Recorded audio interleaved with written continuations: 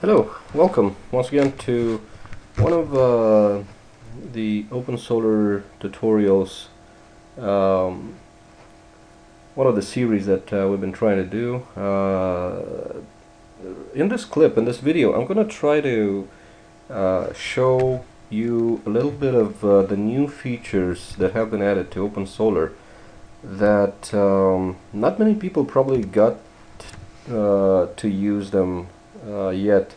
They are there are some new things that have been added here, and many people don't know about.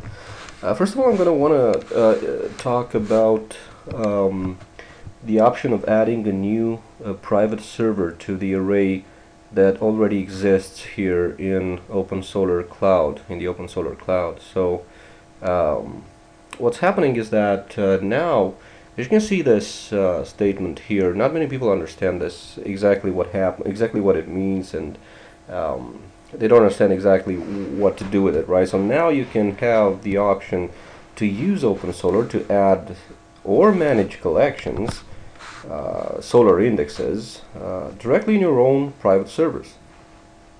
As you can see now, I'm logged in with one of my silver accounts, so I'm just going to demonstrate a little bit of how to add a private server and what exactly you can do with it and why. This is very important. Why would anybody want to do that?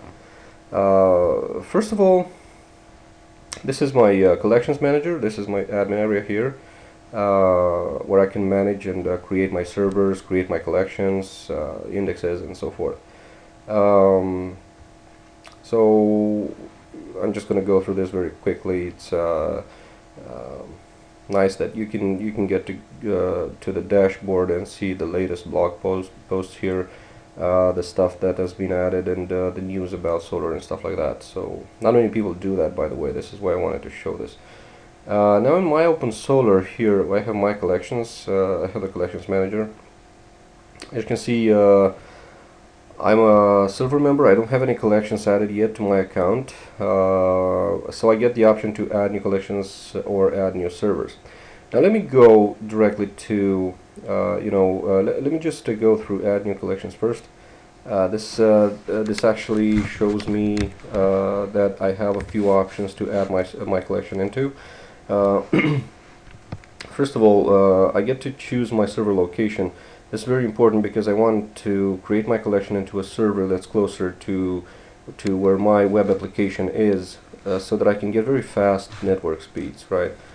So let's say my WordPress or my Drupal or my I don't know, any kind of web application that I want to use Solr with. Let's say it's hosted somewhere in the United States.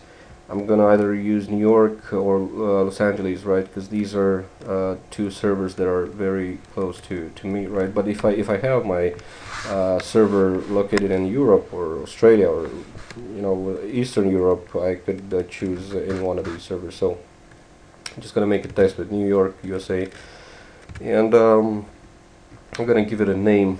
Doesn't really matter what kind of name I give it. And then I can choose my collection type. So what kind of collection do I want this to be, right? Normally here I have a lot of collection types. As you can see, we added implementation for Magento. So now you can create a Magento collection template that goes very well with the community edition of the Magento Solr client. As you can see here, there's even something already implemented. All you need is a Magento collection. So if you click for documentation here, this is a new feature, by the way, so I wanted to go into this one very fast. Okay, so you get to download this module here for Magento, and you get to specify the port and everything here. Alright, so now let's just or you can create any other type you want. You have the full documentation here for Drupal, easy publish, whatever.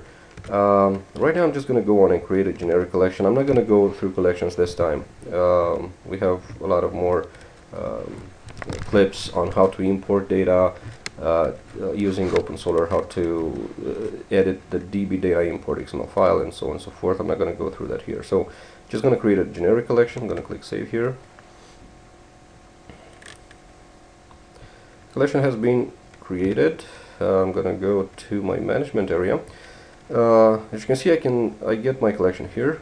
It says here that it's a cloud core. This means that my collection has been created in the Opensolr cloud, in the existing servers from the cloud. As you saw here, the existing servers in the cloud today are Los Angeles, Europe, Amsterdam, New York, Melbourne, and Cluj, Romania. These are the servers that we have in the cloud right now, and everybody can use them freely or in a premium account, whatever. So I created my collection here, and this is a cloud core, right? If I go here, I get the option to remove it, or I can just go to the control panel, and this shows me a lot of the all the settings that I need to have in order to set up my, let's say if I created this as a Magento collection, I would have needed all that information to just put in here, right? Localhost 80, the port. Instead of localhost, I would have used the host name here, us.opensolr.com. You'll notice that every country has its own subdomain, like USLA. We have NL for the Netherlands, AU for Australia, and so forth. Now this is the resources panel that indicates how much disk space and how much documents are we consuming at a specific time. So here I have, this is 0, I don't have any documents, I don't have anything stored yet in my collection. It's still asking me to upgrade so that I can get more space and stuff like that anyway. So I get to see all the stuff has changed as we put it up here. And you still get to see the error logs for this collection. There's no errors here yet. You get to reset, browse the data, optimize and commit. These two have been fixed. They weren't working until recently.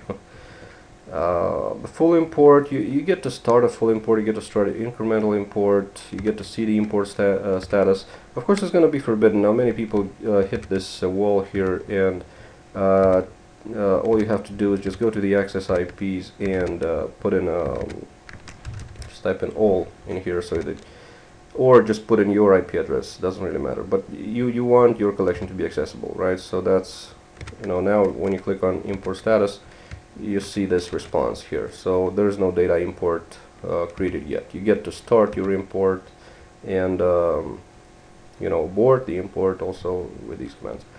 You have the Solr configuration files. The interface has been changed a little bit. As you can see here, we have all the configuration files here that we want to load. I want to load schema XML and I want to edit it.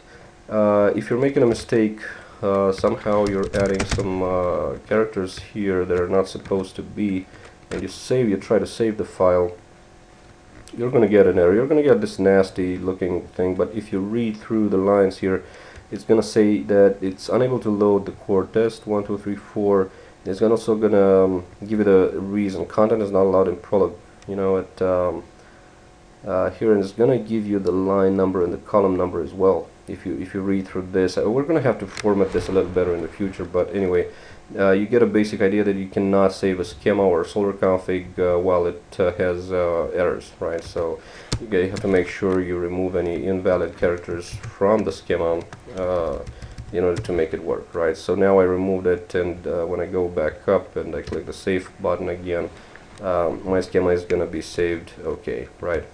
This happens with all the other files. You get to delete files, you get to create new configuration files. Either it's TXT or XML, because you probably need more spellings or stop words, or I don't know, prot words, protected words, files that might be of TXT format or XML. So you get to create them here if you want. This is all very generic now. This is one other feature that has been added, right? Now, more than this, you also get the option to use the reseller API, the reseller REST API. This is a very important function because it actually gives you the option to run either your own servers or run your entire application in our cloud. And once with that, you get all of this this vast array of API methods that you get to use in order to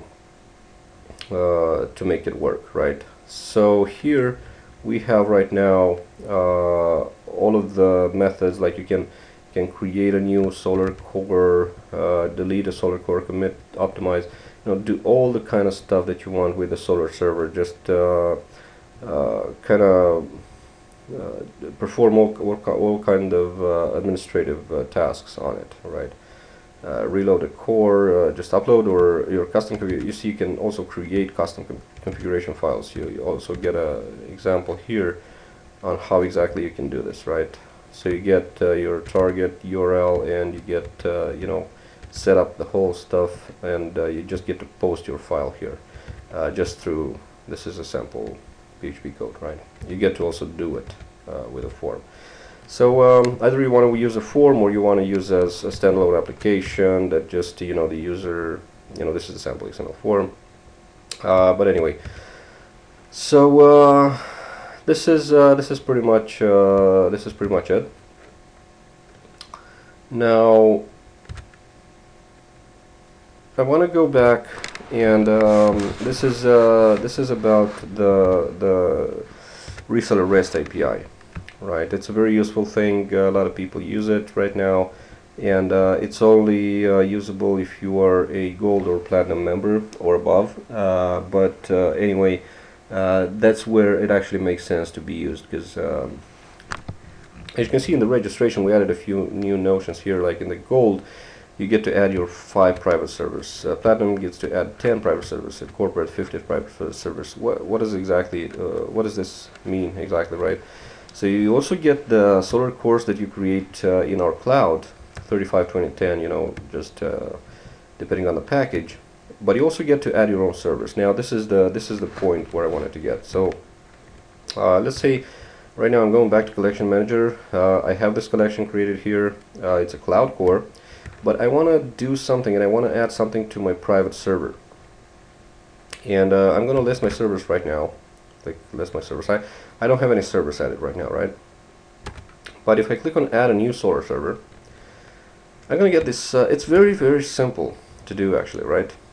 So the point of all of this is that once you do this, once you go through with this, all you have to do is just I'm gonna assume you're gonna have a VPS machine or a dedicated server of any kind. Actually, you can also do this in your own private, in your own local area network. It doesn't really have to be a server that's directly exposed to the outside network. If you have some, if you have the access to the network router to be able to allow certain ports to be accessed, then you can do that in your local area network. Of course, this is mostly done whenever you have a VPS, or like I said, a dedicated machine that has an external IP address that goes outside, and that people can actually see it, from the outside network, right? So all you have to do is basically just add your IP address right here, the server's IP address. Any hosting or cloud provider will be able to give you the IP address of your VPS machine or your dedicated server, right? So you just enter it here. First of all, you have to do it step by step, right? So first of all, you have to go into your server, log in as a root or super user, and just run this set of commands here in this specific order, right? First of all, just install the Python software properties package. This will give you the option to add apt repository. Just add our repository here. This is it. Then just update the repository and install the Opensolr Manager package, and then ensure that the unsane process is running, right? The service. So once you follow these simple steps here, all you have to do is just add the IP address. The host name is going to be automatically detected. If you're not okay with it, I mean, host name could be detected wrongly somehow, and you might want to modify it. But let's just assume I'm going to have a server, the IP address 1234, right? It's gonna it found out that it's somewhere in Australia, Marla, Australia. Didn't find any hostname, you see. So basically, for some IP addresses, it might not find any hostname, especially if your provider, web hosting provider, has not set up a hostname by default for your server. So you might want to just go ahead and set up your hostname yourself and you should know what it is, right? But anyway, like I said, most of the times this is automatically detected. And the geographical location is useful because it's pretty much used to give the server a name.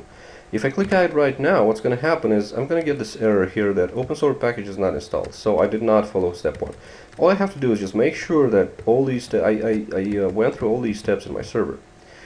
Now, I'm not going to do this right now. I don't have a machine that I'm going to test it out on right now, an external machine. But anyway, pretty much you get the point that you can do this in your own machine, even if it's a VPS such as Amazon EC3,